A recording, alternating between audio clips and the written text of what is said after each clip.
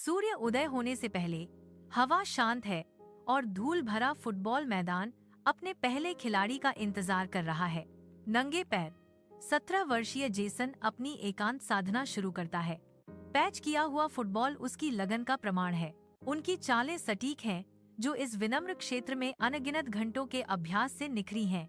पास के घिसे पिटे जूते उसकी यात्रा के बारे में बहुत कुछ कहते हैं। हर किंवदंती कहीं न कहीं से शुरू होती है। जेसन की कहानी यह धूल, सपनों और एक टूटी हुई फुटबॉल से शुरू हुई। साधारण घर में माया ध्यान से मेज पर नाश्ता रखती है। एक शांत सुबह का अनुष्ठान। जेसन के पिता, अतीत की महिमा का एक प्रतीक, अपनी व्हीलचेयर से देखते हैं। एक मार्मिक शांति उन्हें घेरे हुए है। जेसन स्नेह से माया को चूमता है। पारिवारिक प्रेम का एक कोमल क्षण अनकहे बोझ के बीच। दृढ़ निश्चय के साथ जेसन अपना बैग उठाता है। उम्मीद का बोझ उसके कंधों पर भारी है। कथन, उसके पिता ने कभी मैदान पर राज किया था, अब वह कुर्सी पर बैठा देखता था। जेसन सिर्फ गेंद का पीछा नहीं कर रहा था, वह अपने परिवार के लिए, अपने लिए उम्मीद का पीछा कर रहा था। जेसन बेंच पर बैठा है, किनारे पर, जबकि टायसन मैदान पर सुर्खियों में है। टायसन के स्वार्थी खेल टीम को हार की ओर ले जाते हैं, जिससे तनाव स्पष्ट है। एक खाली फुटबॉल के मैदान पर बारिश हो रही है, जहां जेसन अकेले अभ्यास करता है। उसकी हरकतें कच्चे दृढ़ संकल्प से प्रेरित हैं। कोच डेविस जेसन को देखते हैं, उनकी आंखों में पहचान की एक झलक। कोच डेविस की आवाज तूफान में गूंजती है, तुम मुझे मेरी याद दिलाते हो, जब मुझे अभी भी विश्वास था। कल आना। सुबह 5 बजे। सुबह के आवरण में जेसन कोच डेविस के साथ अपना गुप्त प्रशिक्षण शुरू करता है। प्रेरित होकर वह कठिन शासन से गुजरता है। खड़ी पहाड़ियों पर दौड़ना, प्रत्येक कदम उसके संकल्प का प्रमाण। आंखें बंद करके जेसन नियंत्रण में महारत हासिल करता है। हर चुनौती के साथ उसका ध्यान तेज होता जाता है।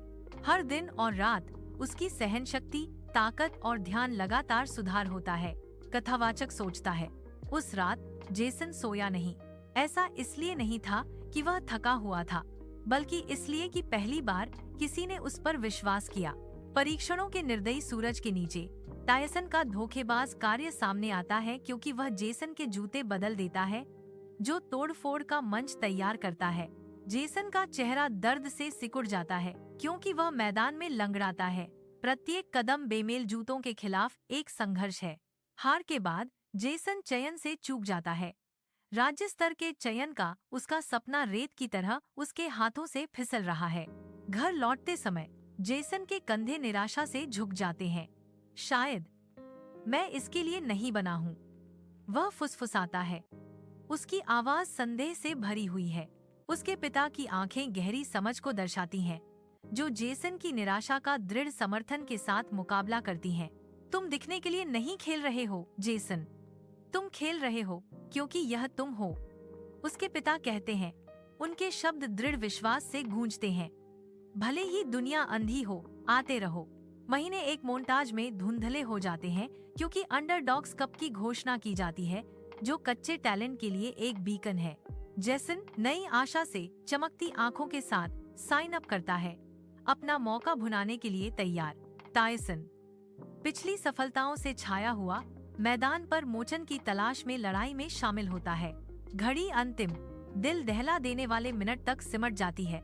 स्कोर बराबर है। एक क्रूर फॉल जेसन को जमीन पर पटक देता है।